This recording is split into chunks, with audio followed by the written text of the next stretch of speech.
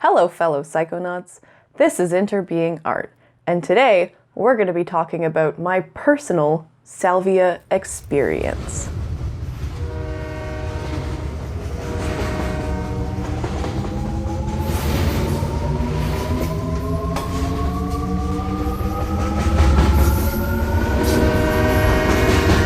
The year 2016.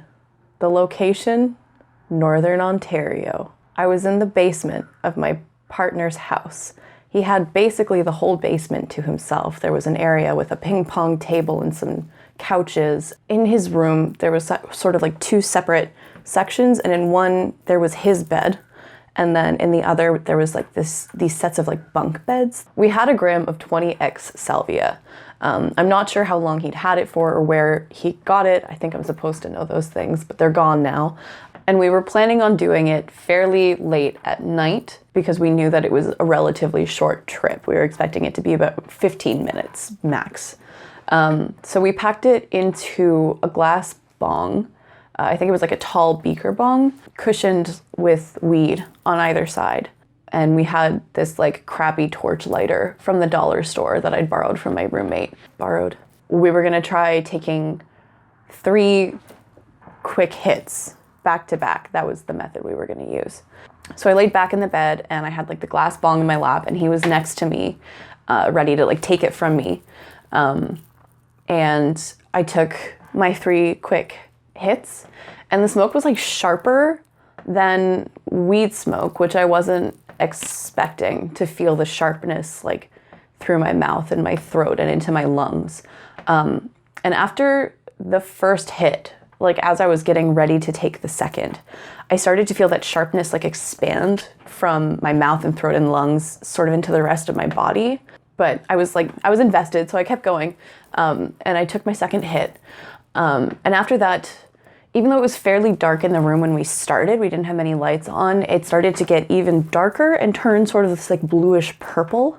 And the sharpness expanded to this intense feeling of pins and needles all over my body, like when your feet fall asleep and then you get blood back in them and it suddenly feels like you're being stabbed 1,000 times.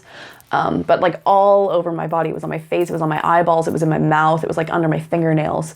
It was this really unbearable sensation, but I took that third hit anyway because I didn't really know what else to do at that point. I didn't think it was gonna go away if I didn't take the hit, and I wanted to see what happened next. I don't remember handing the bong off. As the pins and needles intensified, I began to feel this force pushing me back against the bed, like it was stronger than me. I couldn't lean forward. I remember seeing like open up in front of me this sort of like tunnel through the wall. It seemed to be like just in front of the wall where it opened up and moved through, but not like looking into the next room. It was this strange dark tunnel lined with like rings, almost like the rings you'd see down like a worm's body, but inverted, like you could go through it. And I felt myself being like sucked like off of the bed and through this tunnel.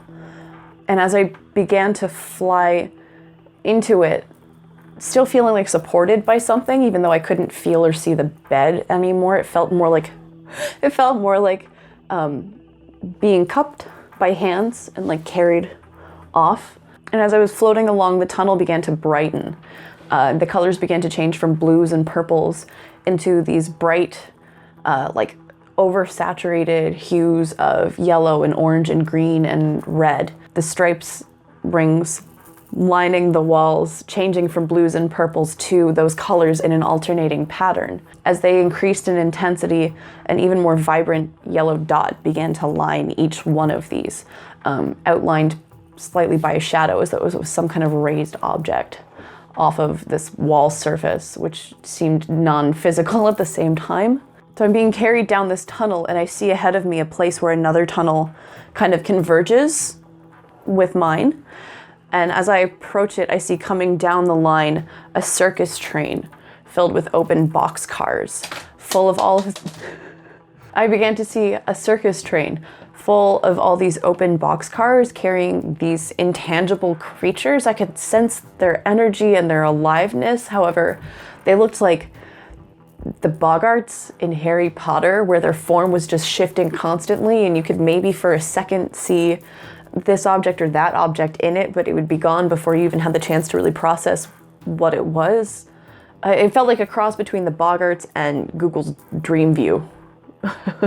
As our paths converged, I was pulled by these creatures into the train, and they were all repeating some variation of like, come join us, you're one of us now, you're with us. And again, I felt these hands carrying me, but also this force sucking me towards them, as though the hands that were carrying me weren't even in control anymore, as I was being pulled towards this sort of alternate occurrence that I was now going to be a part of. And so I rode this circus train and felt myself being grabbed all over by hands and held into place, into this place in space, and I don't know where. And we rode along the tunnel for a brief amount of time that also felt like a long time, until we opened up onto a circus field where the circus was still being set up. It wasn't like active yet. And all of a sudden, things began happening really, really quickly, as I was told, you're going to work for us now. You're going to be our bitch. You're going to do all of the shitty work that nobody wants to do, and you're going to be happy about it. And I began cleaning up elephant crap and bathing the poor dehumanized souls of the freak show, and climbing up to dangerous heights to pitch tents. It was very much like the montage in the movie Big Fish, where he's learning all this information about someone, except I had no purpose for being there. I was just told that this was what I must do now.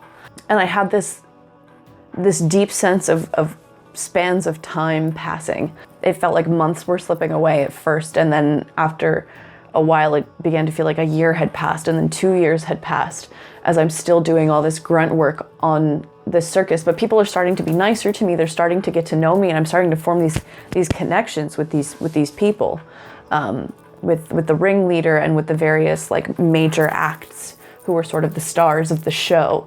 There was this intricate social life of people that I was beginning to be integrated in. And after a couple of years, we began to feel like family.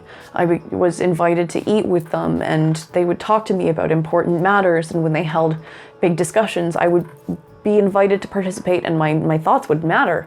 And I just began to feel very deeply integrated into this experience. And at some point it crossed my mind, like, hey, didn't this all start when I like took some salvia or something way back when? Like, how did I get here? How has so much time passed? And I just forgot about all of that. And as I began to realize that, there was this moment of heading to sit down to dinner with what now felt like my family, and had become this expected tradition and this source of comfort. And I see myself walking down this hallway towards the dining room where they're all sitting, and all of a sudden it's that feeling of being pushed again, of being pulled away again. Suddenly I'm moving backwards like a pan in a film and being sucked away from this scene, and I enter the dark purple tunnel again, and I flash by the place where it was bright and vibrant for a moment, but it's mostly dark now, and then the dark tunnel feels almost unending. It feels like I'm reversing all the time that I spent, and that I spend as long in that tunnel retreating as I did getting to that point in the first place. And suddenly I feel myself hurled back against the bed.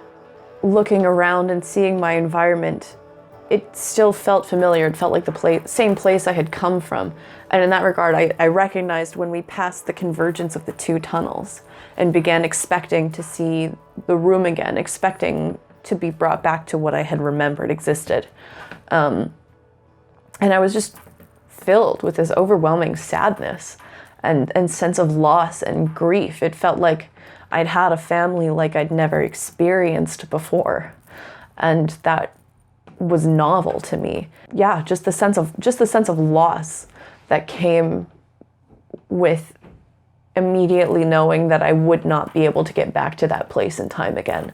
That even if I tried taking salvia again or doing anything, I wouldn't be able to find that specific moment and place and get back there. I cried, I think, for a little bit after coming out of the trip. I think I had to just kind of sit there for a little while and process what I had experienced. It was really intense. It was a lot. And I think there are parts of me that like still haven't quite processed that. I mean, I've meant to make art about it for years and just not been able to get myself to do it. After I came out of the trip and I was feeling more grounded, my partner reported to me that after I told him that I felt like I was being pushed back against the bed, I asked him, why are they stabbing me? And I have no memory of doing this, so I think I must have been gone by this point. I hope you enjoyed this trip report by me, interbeing art, and definitely not anybody else. Stay safe during this quarantine. These are wacky times, so just be careful and stay home and stay in contact with people who are important to you, because that's important for you. Okay, be well. Goodbye.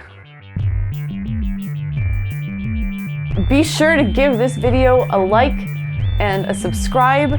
There's something about a bell. You can ring that little bell and it does good things, I've heard. And check out our Patreon link in the description.